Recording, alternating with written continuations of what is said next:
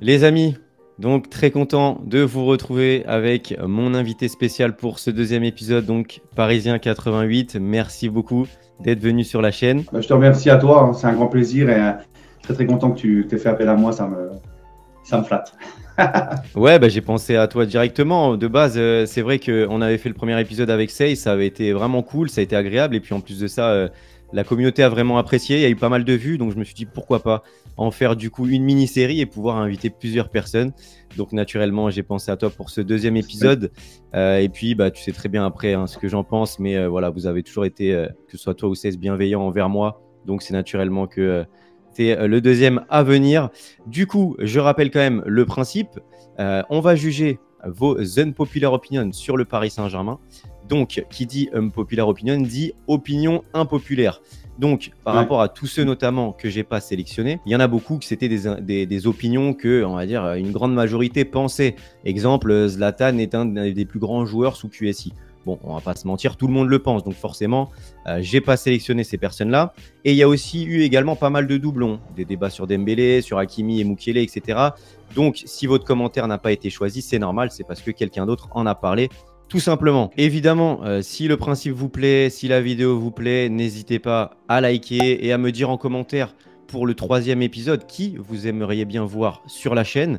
Et du coup, on est parti pour la première unpopular opinion. Et évidemment, naturellement, même si tout le monde le connaît, n'hésitez pas à vous abonner à la chaîne de Parisien 88 si vous êtes supporter du Paris Saint-Germain.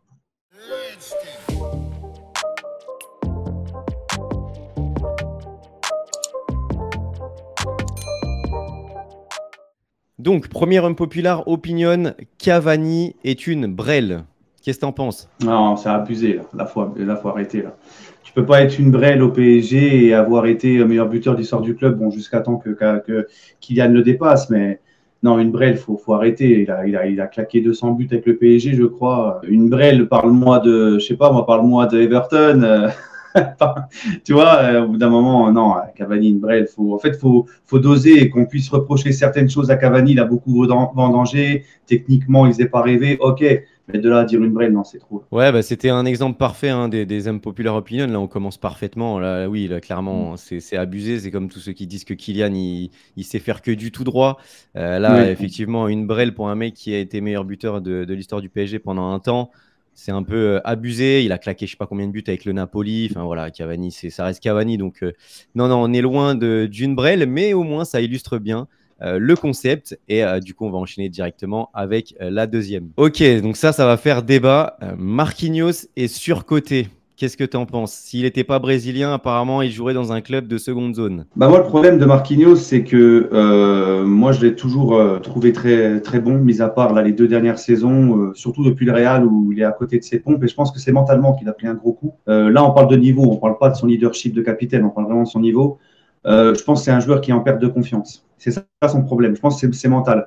Après, question niveau, qualité, tout ça, non. Pour moi, c'est pas un joueur surcoté. C'est un joueur qui a besoin, pour moi, de retrouver de la confiance. Ouais, je suis complètement d'accord. Moi, à la limite, le seul truc que je lui reprocherais, c'est même pas sportif, c'est plus l'extra sportif, les déclarations qu'il a pu avoir, etc., qui font de Exact. lui vraiment pas un capitaine, un vrai capitaine.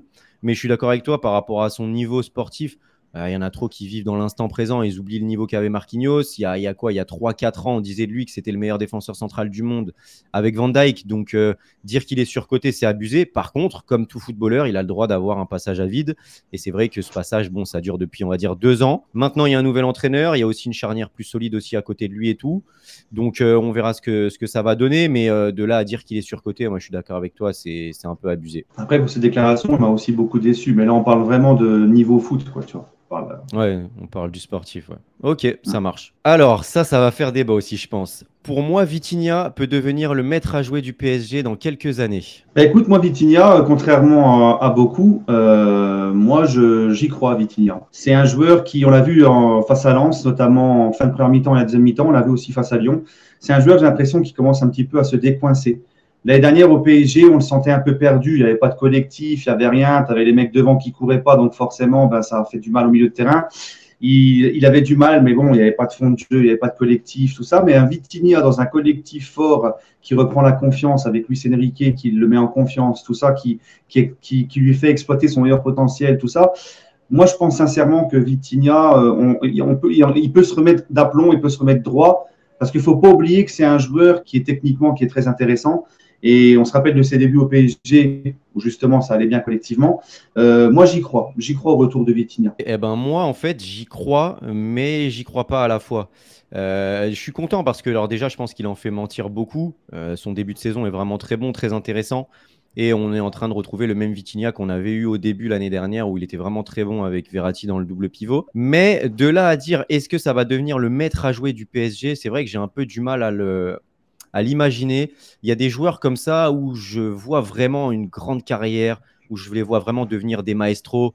Mais c'est vrai que Vitinha, j'ai un peu du mal, quoi. C'est un peu comme avec le potentiel d'Ekitike, j'ai un peu du mal à le voir.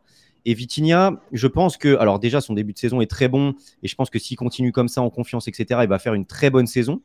Mais de là à devenir le maestro, le maître à jouer du PSG et qu'il fasse une grande carrière, je suis pas sûr. Je trouve qu'il manque encore d'intelligence dans ses choix. Il y a énormément de ballons qu'il doit mieux jouer, des ballons qu'il doit lâcher plus vite. Donc c'est vrai qu'à ce niveau-là, alors après il est jeune, hein, il a une grosse marge de progression et peut-être qu'il va me faire mentir. Je lui souhaite en tout cas et je le souhaite aussi pour le PSG. Mais c'est vrai que par rapport à tout ça, j'ai un doute quand même sur le fait qu'il puisse devenir le maître à jouer du PSG. Mais en tout cas, on retrouve un bon Vitinha et je pense qu'il peut encore progresser et donc apporter forcément au PSG. Après, vraiment exploser et devenir un maestro, ça, j'ai des petits doutes. Ah, ça, c'est une bonne question, ça. Parce que je pense qu'on n'a pas le même avis.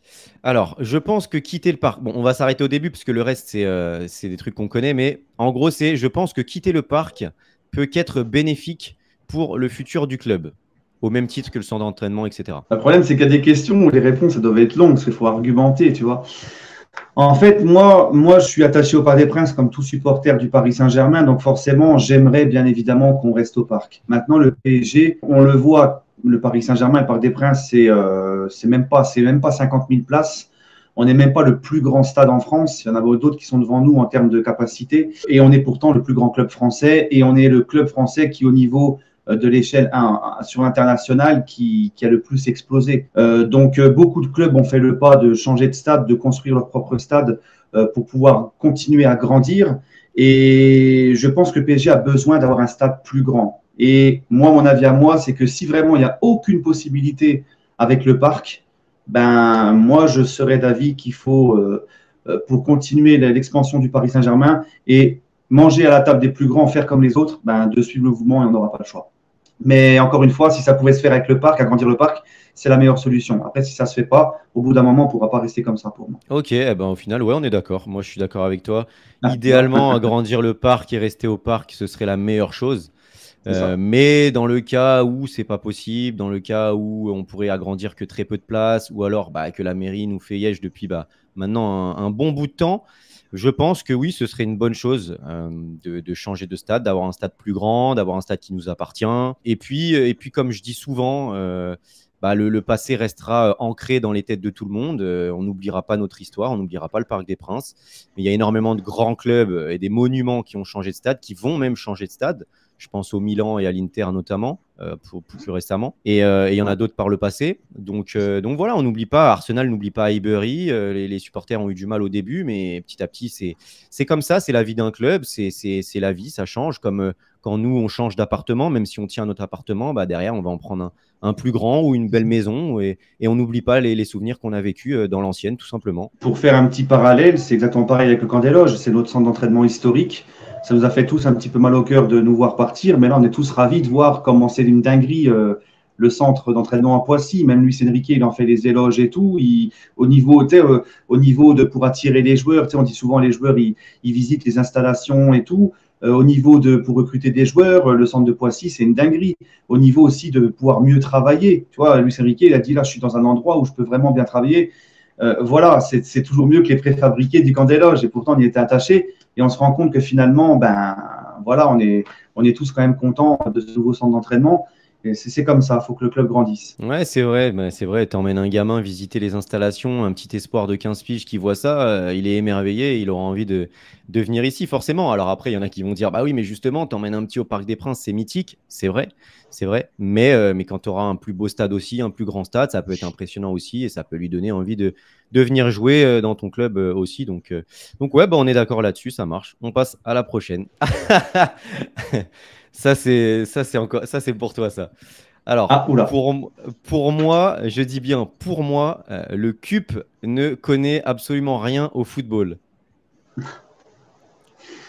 Écoute, moi, le cube, je supporte pas toutes les insultes qu'il y a à leur égard et le mépris qu'il y a à leur égard. On peut leur reprocher beaucoup de choses. Moi, je suis pas toujours tout le temps d'accord avec eux. Même au sein du collectif Ultra Paris, il y a des fois des désaccords. Ils sont pas tous d'accord.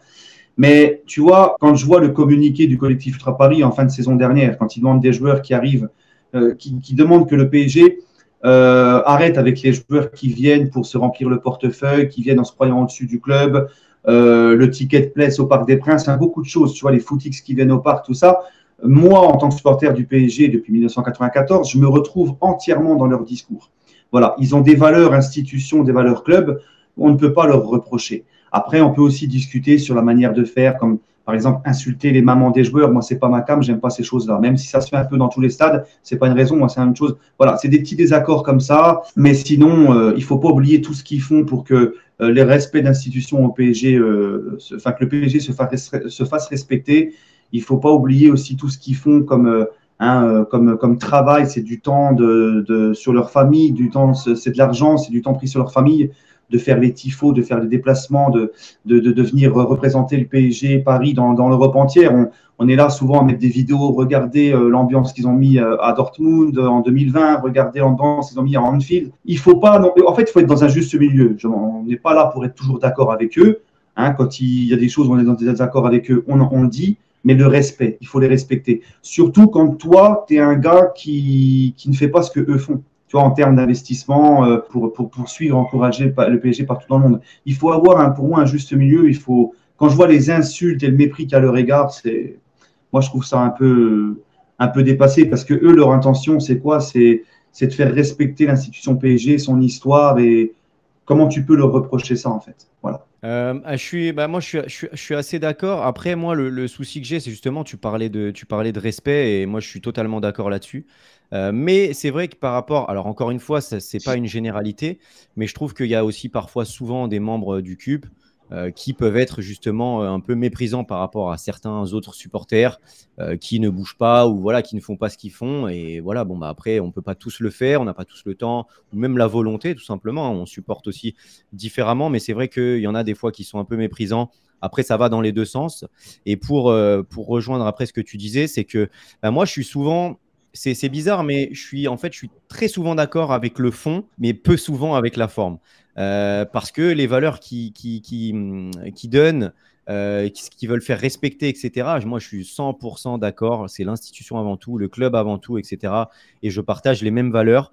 Mais c'est vrai que les messages, des fois, ils sont un peu trop borderline. Et en fait, pour moi, au-delà de ça, c'est juste que bah, ça ne sert pas forcément la cause du club et la cause des supporters. Parce que des fois, eh ben, on va se concentrer juste sur la forme et pas sur le fond. Et c'est ça qui est dommage. Mais sinon, moi, j'ai pas grand-chose à leur reprocher. Mais c'est vrai que par moment, ouais, c'est plus la forme Oui, que je mais regrette. Alors, le fond est très comme par exemple, je l'ai dit, les insultes sur les mamans, bon. tout ça, t'es pas obligé, quoi.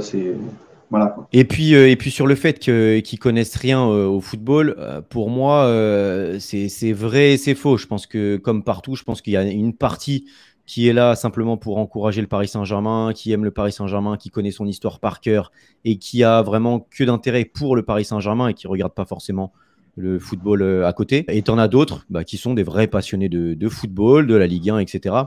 Donc, est-ce qu'ils connaissent rien au football? J'ai envie de te dire non, pour moi, ça reste une opinion impopulaire. Mais je pense que oui, ça fait partie surtout des personnes qui ne doivent pas apprécier le CUP. Et il y en a beaucoup, surtout quand ils sont fans de Neymar ou Messi notamment. Tous les ultras du club avec qui j'échange, ils sont tous très très connaisseurs sur l'histoire du PSG et du foot. Il n'y a pas de souci là-dessus. Okay. Alors, la prochaine, le prêt de Xavi Simons, c'est une bonne idée dans une formation comme Leipzig. Il va être définitivement formé pour être un des meilleurs à son poste. Je l'ai choisi parce que je pense que ça fait quand même débat entre ceux qui voulaient le voir cette année au PSG et ceux qui voient d'un bon œil un prêt, même si je pense que globalement, on est à peu près tous d'accord. Mais je l'ai quand même choisi parce que je pense qu'il y en a qui pensent différemment. Dis-moi du coup ce que tu en penses là-dessus. Bah déjà, c'est quand même très fort de sa part d'être revenu et d'avoir refait confiance au PSG par rapport aux promesses qu'ils n'ont pas tenues juste avant. hein. Donc revenir, c'est un choix fort. Ça prouve quand même qu'il aime ce club pour moi. Et maintenant, après, je pense sincèrement que s'il est revenu, il y avait une condition de sa part et de son agent, c'était qu'il fallait qu'il soit prêté. Parce qu'il y avait peut-être aussi cette peur de promesses qui ne soient pas encore tenues. Donc, je pense que c'était pas négociable pour cette saison-là. La condition pour qu'il revienne, c'était vraiment qu'il soit reprêté. Ouais, je suis Et ça d'accord. peut que lui faire du bien, parce qu'il peut encore prendre de l'expérience et tout en Allemagne. Surtout qu'en plus, là-bas, c'est réputé pour bien savoir former les jeunes et tout. Donc, il va jouer la Ligue des Champions avec Leipzig. Donc, oui, dans tous les cas, ça sera bénéfique quand on le récupérera dans un an, quoi. Ouais, non, je suis d'accord. En fait, il y a un moment donné, c'est vrai, où on se posait la question de peut-être pourquoi on l'a prêté, etc. Parce qu'on voyait que le mercato devant, c'était un peu compliqué. On avait du mal à imaginer que du coup, Kolo Muani arrive, Gonzalo Ramos arrive, Barcola arrive. Mais au final, bon, bah, quand tu vois tout ça, ça prend tout son sens. Et je pense que oui, comme tu l'as dit, en fait, il y avait simplement une condition, c'était qu'il soit prêté parce que lui, il voulait du temps de jeu, il voulait continuer à progresser. Et je pense qu'il n'était pas encore prêt déjà pour le Paris Saint-Germain. Par rapport à l'effectif aussi qu'on a voulu construire. Et puis lui, il avait envie d'être titulaire et de pouvoir continuer à grandir. Donc effectivement, je pense que c'était une de ses conditions. Après, j'ai hâte de voir la suite parce que c'est vrai qu'il aime beaucoup le club. Ça, c'est une très, très bonne chose et on en veut des joueurs comme ça. Après, est-ce que ça va devenir vraiment un grand joueur, quelqu'un qui va porter le PSG dans les futures années? Ça, je me pose la question. C'est vrai que j'ai un peu du mal avec Xavi Simons. J'aime beaucoup le joueur et il est très bon. Mais est-ce qu'il va pouvoir, un peu comme Vitinha, devenir un top player? Ça, je me pose vraiment la question. Mais on verra par la suite. On verra sa saison avec Leipzig. Et puis derrière, ce qu'il pourra donner. Hein. Il y aura des réponses déjà en Ligue des Champions avec des gros matchs.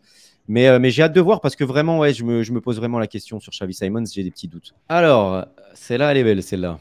Le PSG est un club créé par l'argent pour l'argent. Ils n'auront jamais une grosse histoire footballistique. Il n'y a rien de ce qui fait l'ADN d'un club de foot un vrai. Bon, ça c'est une question, enfin, c'est un truc, ça mérite de faire une vidéo de 10 minutes sur ça, c'est tellement long à dire. Mais tu sais, c'est de la footixerie pure et dure pour moi de penser que le PSG n'a pas d'histoire. Hein, quand tu vois les joueurs qui sont passés au PSG, quand tu vois qu'on est aussi le seul club français avant le Qatar, hein, le seul club français de l'histoire à avoir fait 5 demi-finales européennes de 93 à 97. Il n'y a que 2 Coupes d'Europe dans le football français. Ben, il y a le PSG, il y a le PSG et l'OM. Donc, dire que le Paris Saint-Germain n'a pas d'histoire, ça me fait doucement rire. Le PSG a eu de grands joueurs bien avant le Qatar. On a même eu le capitaine du Brésil, hein, le Rai. D'énormes joueurs, beaucoup de joueurs sont passés. Hein, c'est un petit peu trop long de tous les citer.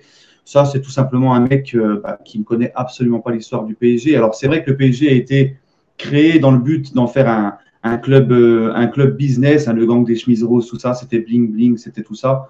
Mais ça n'a jamais empêché le PSG d'avoir une âme, d'avoir des supporters et d'avoir une histoire, tout simplement. Ouais, non, bah, du coup, moi, je suis complètement d'accord avec toi. Désolé, on a eu un petit problème technique.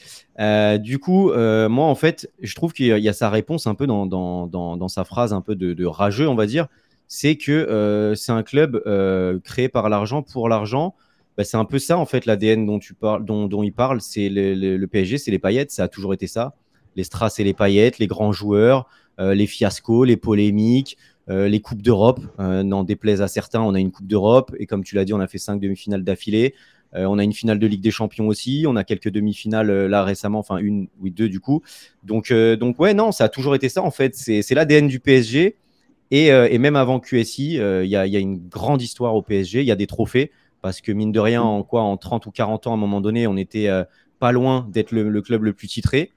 Et au final, maintenant, on l'est de loin. Donc non, il y a une histoire au Paris Saint-Germain, n'en déplaise à certains. C'est surtout qu'avant le Qatar, tu as quand même 8 Coupes de France, tu vois, et même dans nos moments les plus sombres de l'histoire, hein, quand on a galéré les débuts des années 2000, on se débrouillait toujours pour remporter une Coupe nationale tous les 2 ans. Hein, la Coupe de France 2004, la Coupe de France 2006, la Coupe de la Ligue 2008, la Coupe de France 2010. Donc, tu vois, même dans nos moments où c'était compliqué, on a toujours eu très souvent des trophées à se mettre sous la dent. Voilà. Oui, totalement. Ok, alors donc pour cette année, on a un commentaire pour moi. Eh bien, pour moi, je pense qu'on va sortir en demi-finale de Ligue des Champions. Bah écoute, moi, comme je l'ai dit dans mes vidéos, il n'y a pas de. En fait, c'est pas une honte ou un scandale de ne pas gagner la Ligue des Champions, parce qu'il y a en Ligue des Champions, il y a tous les grands clubs européens. Il y a pas que le PSG qui a une grosse équipe et des gros moyens. C'est toutes les grosses équipes d'Europe qui s'affrontent. Et au final, il n'y en a qu'un vainqueur. Moi, c'est de la manière dont on sort. Si le PSG sort cette année, comme il le dit cette personne, si le PSG sort en demi-finale de Ligue des Champions, c'est quand même le dernier carré, et que tu te dis que tu es sorti parce que les mecs ont été plus forts ou parce que ça joue sur des détails comme souvent en Ligue des Champions, mais que nous, supporters, derrière notre écran, on voit un PSG avec une âme, un PSG qui donne de l'envie, qui donne tout, et un PSG qui donne du mental, et un PSG qui propose une philosophie de jeu bien définie, un vrai collectif et tout. Ben, on sera triste, bien sûr, de sortir en demi, mais on aura moins de regrets que quand on se fait gicler par un petit Bayern comme l'année dernière, un petit Bayern parce qu'on ne met pas les ingrédients qu'il faut, parce qu'on ne met pas la bonne mentalité, parce qu'on n'a aucun fond de jeu, aucun collectif. Pareil, où tu domines le Real 3 mi-temps sur 4 et puis tu te fais sauter en 12 minutes, t'en prends 3 parce que caca culotte. Voilà, là tu es déçu de sortir parce que tu sors avec la manière qui est dégueulasse. Mais si c'est pour sortir en demi-finale de Ligue Champion, mais que la manière elle est magnifique et que voilà, tu as tout donné, bref, c'est pas la même chose en fait. Donc ça dépend, pour moi, ça dépend surtout de la manière dont on sort si on sort de la Ligue des Champions. Ouais, je suis assez d'accord. Alors moi, perso, je ne vois pas aller en demi-finale comme lui, mais je dirais un huitième ou un quart, ce sera déjà bien. Mais c'est vrai que c'est surtout la manière. Je préfère sortir en quart de finale ou en huitième de finale en ayant tout donné, en ayant une belle image du PSG, plutôt que sortir en demi lamentablement. Alors ça peut Exact. paraître fou, mais c'est mon avis là-dessus. Et c'est vrai que bah, tout simplement, la fois où on sort en demi face à City, City était beaucoup trop fort. On ne pouvait rien faire, clairement. On voit la frustration de Di Maria qui prend rouge. Tu sens que tu es en dessous. Et là, bon, bah, tu n'as rien fait, tu rien à faire. Tu as fait le match que tu pouvais et puis tu sors contre plus fort. Il y a des fois comme ça où avant, époque, on va dire 2014, 2015, 2016, tu sors face à des grandes équipes ou des fois même tu sors en faisant que des matchs nuls, face au Barça notamment. Bon, bah là, tu es fier de ton équipe. Même si tu sors en huitième ou en quart, tu es fier de ton équipe, tu as tout donné. Et puis, on reviendra l'année prochaine pour essayer de faire mieux. Mais malheureusement, ouais, ces dernières années, il y a eu beaucoup de fois où tu sors lamentablement. Et c'est surtout ça le problème. C'est pas de sortir en huitième, ou en quart, ou en demi, ou même en finale. C'est le problème de sortir lamentablement. Il y a eu tellement de fiascos que du coup, bah ouais, on est prêt à sortir avant. Mais de la bonne manière, voilà. Du coup, la prochaine, c'est Ekitike. Alors, il a rien fait de mal au PSG, il voulait juste y rester ou ne pas partir n'importe où. Ben écoute, moi je suis assez d'accord. C'est vrai que moi aussi, sur le coup, quand on a vu que Colomani, ça allait pas se faire parce que Ekitike n'allait pas aller à Francfort, sur le coup, tu sais, avec la déception, j'ai fait un petit tweet où je m'en suis pris à Ekitike, mais avec le recul, j'ai supprimé, je me suis dit non, c'est pas lui en fait le fautif. Le fautif, c'est clairement Francfort qui a abusé dès le début, parce qu'en fait, Francfort a promis une porte de sortie à Colomani en cas de offre très intéressante. Colomani a été clair, net et précis avec eux dès le départ. Il a dit je veux partir. Enfin, il n'a pas tourné en rond, il n'a pas fait tourner les gens bourriques. Il a été clair, je veux partir. Ils ont promis une porte de sortie en cas de belle offre. Le PSG arrive, au début, Francfort, ils disent 70 millions. Le PSG posait 70 millions, ils disent non 80. Ensuite 80, ils disent non 90. À chaque fois, ils ont augmenté le prix. Et en plus, ils savaient dès le début que Colomani voulait partir. Donc, ils n'ont jamais anticipé et trouvé un remplaçant à Colomani. Donc, tu avais le sentiment que tout était fait finalement pour le retenir, pour se faire un max de pognon sur eux, comme ils ont fait jusqu'au dernier moment avec le PSG. C'est un manque de respect envers le PSG, un manque de respect envers Colomani. Et je suis très content que finalement ça puisse faire. Mais finalement, il s'en sort avec une très grosse somme sur Colomani. Et tout ça était une stratégie pour se faire beaucoup plus d'argent. C'est pas classe. Ça aurait été le PSG, par exemple, qui aurait fait ça. On aurait crié au scandale parce que le pognon du PSG, il respecte personne, les méchants Qataris et tout. Et en plus de ça, ce qui va dans le sens de ce que je dis, c'est la déclaration du directeur sportif de Francfort qui a dit Paris, ils ont de la thune, ils vont casquer, tu vois. Alors qu'il faut arrêter avec ça. Certes, on a de l'argent, mais on est comme tous les autres clubs. Il y a le fair play financier qui est derrière nous et qui nous prend en nez. Donc, on est aussi obligé de respecter les contraintes du fair play financier. Et ça, les gens ne veulent pas le comprendre. Mais surtout, Francfort était un peu bête parce que mine de rien, tu aurais pu récupérer un Ekitike. Alors, je sais pas si lui voulait la première ligue ou Francfort, je sais plus exactement ce qu'il voulait. Mais c'est vrai que je trouve que Francfort est quand même un peu mieux négocié en ayant une bonne somme et un joueur. Donc, bon, après, Ouais. ils ont eu une grosse somme, tant mieux pour eux. Mais par rapport à Ekitike, c'est vrai que ça a été un petit peu la tête de Turc, un peu le bouc émissaire, tout le monde lui est tombé dessus. Moi, je pense que les torts sont partagés. Alors déjà, le premier tort, c'est le Paris Saint-Germain qui est venu chercher Ekitike pour une grosse somme et qui lui a donné un gros salaire. Donc déjà, c'est le premier fautif. Si lui a envie de rester, a envie de s'asseoir sur son salaire, eh ben forcément, voilà, c'est ça. Lui, il a le droit. Maintenant, c'est vrai que pour la suite de sa carrière et en termes de choix de carrière, c'est vrai que c'est un peu bête parce que tu vois bien qu'il y a eu énormément de recrues au PSG. Tu sais que tu vas faire banquette plus que l'année dernière. Donc, c'est vrai que c'est un choix un peu bizarre. Maintenant, il partira peut-être cet hiver en prêt, on verra. Mais je pense que les torts sont partagés. Lui aurait dû quand même faire le maximum pour partir. quitte à partir en prêt ou même si c'était pas un club genre son premier choix. Mais au moins, tu aurais eu un peu plus de temps de jeu pour la suite de ta carrière, sachant que tu es jeune, c'est quand même mieux. Mais de là à ce que ce soit le bouc émissaire et le seul fautif, non, le club est responsable aussi et ça, faut pas l'oublier. C'est ça, et puis pour amener un petit peu d'eau à ton moulin, pour finir sur ça, c'est que Ekitike à Francfort, franchement, en Allemagne, Bundesliga, où les jeunes se développent assez bien, ça aurait été pas mal pour lui comme choix de carrière, effectivement. Ouais, totalement, ouais, totalement. Neymar est le plus gros flop de l'histoire du club. Qu'est-ce que tu en penses? Non, on va quand même pas non plus abuser sur ça. On va pas dire le plus gros flop quand tu as eu des mecs comme Souza, comme Everton, pour revenir juste à l'époque QSI, Ressé Rodriguez. Non, je peux encore partir plus loin encore avant. Cemac, tout ça. Bref, on a eu des flops au PSG.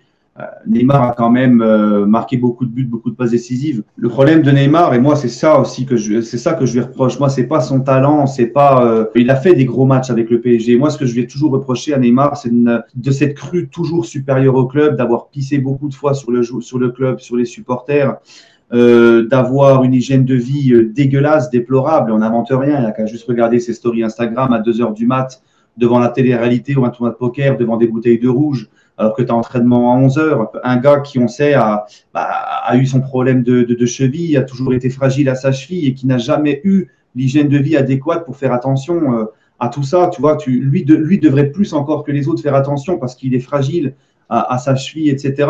Bref, et 50% de matchs loupés, toujours à privilégier ce que veut la fédération brésilienne plutôt que le PSG. Enfin bref, c'est tellement long à évoquer Neymar que voilà, moi, dire que c'est le plus gros flop de l'histoire du PSG, ça, je suis absolument pas d'accord. Mais dire que c'est un flop par rapport à tout ce qu'on s'attendait quand il est arrivé, là, oui. Oui, pour moi, c'est plus une déception qu'une réussite. Voilà. Ouais, je te rejoins là-dessus. Pour moi, déjà, dire que c'est un flop, bon, après 222 millions, etc., bon, tu peux discuter, est-ce que c'est un flop par rapport à la somme que tu as investie et tout. Bon, il te l'a quand même bien rendu en termes de marketing. Il y a une finale de LDC, il y a eu quelques grands matchs quand même. Maintenant, oui, je suis complètement d'accord avec ton propos. Il y a quand même 50% de matchs loupés. Et on est d'accord sur les blessures. Oui, c'est cassé. Oui, c'est pas des petites blessures musculaires. Mais ton hygiène de vie fait que tu peux te renforcer ou pas. Et le fait de se guérir vite fait, le fait de se fragiliser encore plus avec un manque de sommeil, etc. On va pas se mentir, le manque de sommeil, les soirées, tout ça, ça joue sur ton métabolisme, ça joue sur ton corps, sur ta résistance, c'est prouvé, on n'invente rien et c'est pas une discussion de PMU, c'est prouvé. Donc, à un moment donné, il a pas fait, on va dire, le nécessaire pour. Et il a toujours été. Alors après, c'est aussi la faute des dirigeants, de l'avoir mis aussi au-dessus de l'institution, de l'avoir mis sur la Tour Eiffel. Mais du coup, forcément, il s'est cru au-dessus de tout. Et puis après, il y a aussi ces images qu'on voit là maintenant avec Al Hilal. C'est la même chose. Ça fait maintenant un mois, je crois, qu'il est transféré ou quelque chose comme ça. Il a toujours pas joué là-bas. Mais par contre, là, il y a un match avec le Brésil et il va jouer. Donc, à un moment donné, c'est quand même dingue. C'est toujours la fédération brésilienne qui a le dessus. Ouais. C'est comme quand tu disais tout à l'heure, là, il s'est blessé la cheville. À chaque fois, il est revenu vite. Il s'est précipité pour jouer la CAN, pour jouer la Coupe du Monde. Et regarde encore ce qui s'est passé la semaine dernière. Il se blesse en match de poule de Coupe du Monde. Il fait le forcing, il se précipite pour revenir pour jouer les quarts. Il revient au PSG, il se pète jusqu'à la fin de saison et c'est le PSG qui en fait les frais. Voilà, c'est toujours comme ça. Ouais. C'est ça, il y a ses priorités, et bon, on va dire que ses priorités, c'est souvent le loisir et le Brésil, et donc forcément le PSG en a fait les frais. Maintenant, de là à dire que c'est le plus gros flop de l'histoire, on est d'accord que non, mais c'est vrai que ça restera quand même un goût d'inachevé, une grande déception, et c'est dommage. Et puis par rapport à, parce qu'il y en avait un qui l'avait mis en commentaire, mais juste par rapport à ce qu'il dit là récemment sur le fait que la Ligue saoudienne est meilleure que la Ligue 1, etc., juste les gars, ne vous fiez pas à toutes les futures déclarations de Neymar, surtout quand ça concerne la Ligue saoudienne, puisque je vous rappelle quand même qu'il est payé 500 000 € à chaque fois qu'il dit du bien de ce championnat ou de son équipe. Donc bon, n'écoutez pas, ça sert à rien. Mais voilà, je pense qu'on a fait le tour de la question. Du coup, Ousmane Dembélé, pour beaucoup, et ça revient très souvent, Ousmane Dembélé est surcoté parce qu'il est un peu, on va dire, inoffensif. Qu'est-ce que tu en penses? Moi, Ousmane Dembélé, je trouve que c'est un joueur qui a un très très gros talent. Lui, son problème, c'est un petit peu comme Neymar. Parce que, en fait, Dembélé a loupé beaucoup de matchs à Barcelone. Je pense peut-être même autant que Neymar au PSG, même voire plus, je ne sais pas. Et Dembélé, c'est pareil. C'était souvent je geek jusqu'à point d'heure à la PlayStation, tout ça. Donc on se disait, c'est pareil, on se dit, il n'a jamais eu l'hygiène de vie adéquate qui fait que voilà. il aurait peut-être eu une meilleure hygiène de vie, peut-être qu'il aurait peut-être été moins blessé. Mais c'est vrai que Dembélé, depuis qu'il s'est marié la saison dernière, il est beaucoup moins, il est beaucoup plus structuré dans sa vie. Peut-être qu'il a pris aussi de l'aplomb dans sa tête, il a 26 ans. Après, sur le terrain, moi, à chaque fois qu'il a joué avec Barcelone, il a fait quand même pas mal de très bonnes choses. Mais il a été aussi beaucoup ralenti et freiné par ses blessures. Et je pense qu'au PSG, sincèrement, avec Luis Enrique, avec un collectif fort, un peu plus de sérieux qu'il a maintenant, il peut encore monter en puissance. Je pense pas qu'il soit surcoté par rapport à tout ce qu'on se dit sur son talent et tout, non, parce qu'il a un talent de fou. Pour moi, non, il n'est pas surcoté. Ok, eh ben, moi je suis un peu à l'inverse. Je trouve qu'il est un peu surcoté parce que aujourd'hui il a 26 ans. Et bon, c'est vrai qu'il est un peu plus sérieux depuis un petit moment, moins de blessures aussi. Et ça, mine de rien, la régularité dans les matchs, etc., ça peut lui donner aussi plus de confiance, plus de régularité, du coup, pour être meilleur aussi devant le but et gommer justement ce qu'on lui reproche. Mais c'est vrai que ça fait un moment qu'on parle d'Ousmane Dembélé quand même. C'est un futur grand depuis très longtemps, depuis qu'il a 17 ans. Donc c'est vrai qu'on attend qu'il explose depuis un moment. À Barcelone, il y avait énormément de blessures, c'est vrai aussi. Il y a eu des périodes compliquées aussi au Barça, pas facile pour vraiment exploser. On va voir ce que ça va donner au PSG, mais je suis quand même assez d'accord. Pour l'instant, pour moi, il n'a pas fait assez dans sa carrière. Les matchs références de Dembélé, on peut les compter sur les doigts d'une main. Du coup, c'est pas assez pour quelqu'un qui a le talent de Dembélé. Et on le voit parce que à chaque fois, ses prises de balles, ses premiers appuis, ses dribbles, il est juste exceptionnel.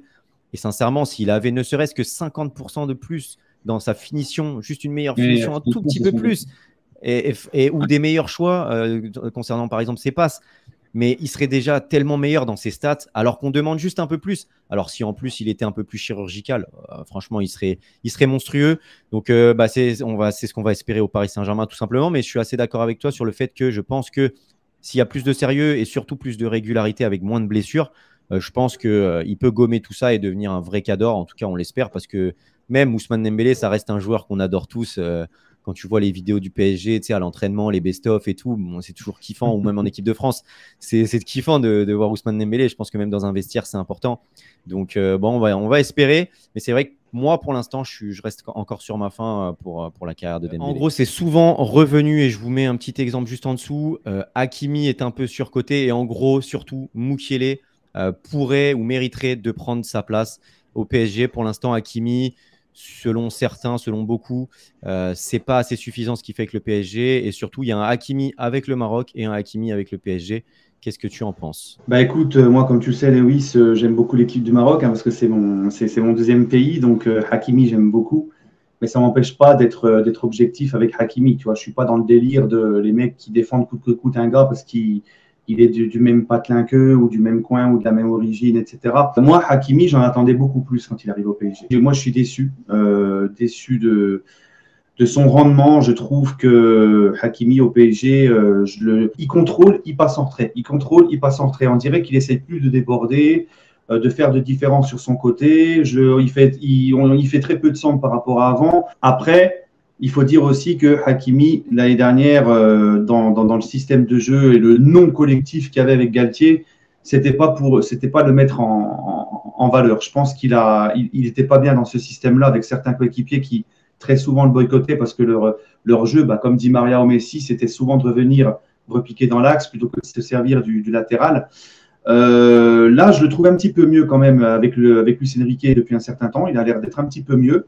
C'est pas parfait. Mais je pense que ça va lui faire du bien aussi, ce nouveau PSG avec Luis Enrique, et ça joue un peu plus sur lui. Maintenant, à lui de prendre un peu plus de risques, à lui de faire ce qu'on attend de lui, de la percussion, éliminer en 1 contre 1, etc., faire la différence sans compter. C'est ce qu'on attend, c'est ce que j'attends de lui, hein, tu vois. Et aussi, surtout, pour en revenir à Mukiele, justement, Mukiele, pour moi, c'est une très bonne concurrence pour Hakimi et ça va lui permettre de ne pas s'endormir sous ses lauriers parce que l'année dernière, il y a eu aussi la blessure de Mukiele. Parce que Mukiele, l'année dernière, quand il a joué avec le PSG, moi, je le trouvais plus intéressant que Hakimi l'année dernière. Donc, c'est une bonne concurrence pour lui et les deux, comme dans le mercato qu'on a fait cette année, on a doublé quasiment tous les postes avec de la qualité. Je pense que la concurrence avec Mukiele va faire du bien à Hakimi. Voilà. Après, il ne faut pas que Mukiele se répète. Hein. Mais Mukiele, attention, c'est un joueur qui a bien évidemment, je suis d'accord, qui a son mot à dire, parce que je le répète encore une fois, la saison dernière, je l'ai trouvé plus intéressant que Hakimi. Ouais, c'est une bonne concurrence. Mukiele a été très bon l'année dernière, surtout post-Coupe du Monde. Maintenant, si on se pose la question, c'est aussi parce que Hakimi est en sous-régime. Et c'est vrai que l'année dernière, c'était très compliqué. On a du mal à reconnaître le Hakimi de l'Inter et même du Real, où tu as un Hakimi insouciant, qui déborde, qui se pose pas de questions, qui est techniquement très fort, qui enchaîne les efforts. Après, je pense que effectivement, le football de l'année dernière, sous Galtier, même avant, ça l'a pas aidé. Je pense que c'était compliqué pour lui. Comme tu l'as dit, il y avait des profils comme Messi, comme Di Maria qui au lieu qui se servait de son appel pour rentrer à l'intérieur et qui donc le servait pas. Après, je pense que lui aussi ne faisait pas forcément les efforts du coup pour. Et même en début de saison, là, je le trouvais un peu trop timide. Ça donne le ballon en retrait et ça participe pas assez au jeu. C'est surtout ça. Et d'ailleurs, Luis Enrique l'a dit, enfin, Hakimi l'a dit en interview que Luis Enrique lui demandait de participer beaucoup plus au jeu, un peu à l'image des latéraux gauche notamment qui me viennent en tête, que Cancelo avec City, Davis avec le Bayern, Zinchenko avec Arsenal, où du coup les latéraux rentrent un peu à l'intérieur et participent beaucoup plus au jeu et proposent des solutions. Je pense que ça va être du coup beaucoup mieux, comme tu le dis, hein, cette année avec Luis Enrique. Mais du coup, attention, ça lui permet aussi de ne pas se reposer sur ses lauriers, donc c'est bien qu'il y ait Mukiele. Mais on attend quand même la meilleure version d'Hakimi parce que au-delà du fait que soit on surcote pas ou peu importe, mais les qualités intrinsèques qu'il a, c'est factuel, elles sont là. Et il est très fort physiquement, techniquement, même défensivement. Il est très serein défensivement. Il se fait rarement bouger à l'épaule ou quoi. Alors après, si tu lui mets forcément un des meilleurs ailiers, ça peut être compliqué. Mais très souvent, il arrive à s'en sortir défensivement. Et ça, c'est quand même important pour notre équilibre défensif. Surtout si Nuno Mendes revient et que les deux sont titulaires. Je pense qu'on verra un peu plus Nuno offensif que Hakimi offensif. Donc, c'est bien d'avoir un Hakimi qui sait défendre. Mais voilà, on verra ce que ça va donner cette année. Je pense que ça va être beaucoup mieux. Et enfin, parce que Hakimi, c'est un super joueur. Et c'est vrai que je lui ai souvent tapé dessus dans mes débriefs. Et donc, je sais qu'il y a beaucoup de Marocains qui me disent qu'il a une maison dans ma tête. Mais c'est juste que j'attends plus de lui et que c'est un joueur que j'adore. Donc, forcément, je suis exigeant avec les mecs que j'adore. Donc, voilà, tout simplement, on verra ce que ça va donner. Mais ça peut donner une belle saison en tout cas. Ouais, pour conclure sur ce qu'on disait, Recoba, sur ce que tu viens de dire, c'est un nouveau fléau qu'il y a dans le football. C'est-à-dire les mecs qui vont coûte que coûte défendre et manquer d'objectivité et défendre un joueur parce qu'il a la même origine qu'eux ou parce qu'il vient du même endroit qu'eux, de la même ville. Ils vont trop s'attacher, ils vont le défendre. Non, je suis désolé, s'il est bon, il faut le dire, il est mauvais, il faut le dire. Voilà, c'est ça. Il y a trop de les gens qui s'attachent trop à des joueurs par rapport à ça. C'est un nouveau fléau. Tu vois, toi, tu vas le critiquer, on va te dire tout de suite il a une maison dans ta tête. Parfois même, il y en a qui vont carrément dire que tu n'aimes pas les Marocains, que ça va trop loin. Non, il faut quand on parle football, il faut enlever tout ça, il faut mettre ça tout de côté et être objectif. Voilà. Ouais, je suis d'accord. Alors, je sais pas si c'est les réseaux sociaux qui font ça ou Twitter notamment, enfin X maintenant, mais c'est vrai qu'il n'y a plus aucune demi-mesure, quoi. Tout est extrapolé, dès que tu dis un truc, t'es limite raciste si tu parles sur un joueur, par exemple, marocain ou africain, peu importe. Mais c'est vrai qu'il n'y a plus aucune demi-mesure, il n'y a plus aucune lucidité, aucun recul. Et ouais, ça, c'est vraiment dommage. Mais en tout cas, cette année, ce qui est cool, c'est qu'il y a un vrai projet au PSG et que visiblement, tous les Parisiens ont l'air d'aller dans le même sens aussi. Il y a beaucoup moins d'animosité, je trouve. Donc ça, c'est cool. En tout cas, bon, on a eu pas mal de soucis techniques, les amis. Je ne sais pas si ça va se ressentir sur la vidéo, mais franchement, c'était une vraie galère. Mais on a réussi à s'en sortir. En tout cas, merci beaucoup d'être venu. Ça fait vraiment extrêmement plaisir. Et puis, peut-être qu'on se retrouvera une autre fois dans un live ou quoi que ce soit. Mais voilà, c'était un plaisir. Écoute, pareil, Recoba, pareil, je te remercie. Ça me fait vraiment plaisir de faire cette vidéo avec toi. Et puis, il n'y a pas de souci. Comme tu le sais, moi, je fais des lives souvent sur ma chaîne. Hein, je fais le PSG for Live une fois par semaine. J'invite des gens que j'apprécie. Donc, tu étais venu une fois, ça avait bugué, on avait fini sur Insta. Mais c'est au début que vous avez installé le système de live à deux. Là, et apparemment, depuis, j'ai plus de problème. Donc, tu reviendras avec plaisir, je te redirai. Ok, ça marche. Bon, voilà, comme vous pouvez le voir, un nouveau bug. Bon, en tout cas, merci d'avoir suivi la vidéo. N'hésitez pas à liker et à me dire, du coup, pour le 3e épisode, qui vous voulez voir sur la chaîne. Et on se retrouve très vite. D'ici là, portez-vous bien et surtout, n'oubliez pas d'être heureux. Ciao.